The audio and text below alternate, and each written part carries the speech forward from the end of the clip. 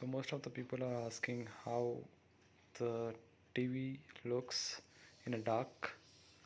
Is there any screen bleeding? So this is how, which is I'm playing a black screen in a YouTube with completely dark out.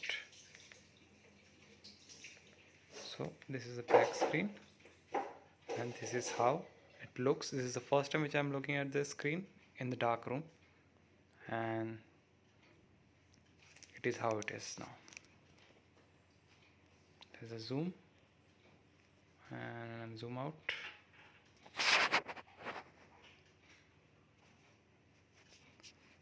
And when I come out of it,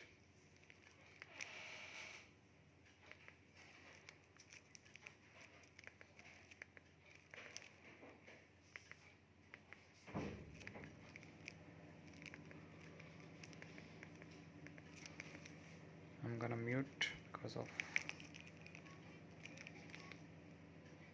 copyrights, and this is how it looks in the dark room when you watch TV. I'm not sure how good my camera is justifying it, but it looks good.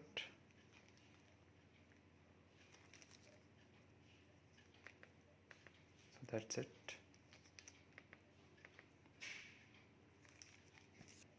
Thank you.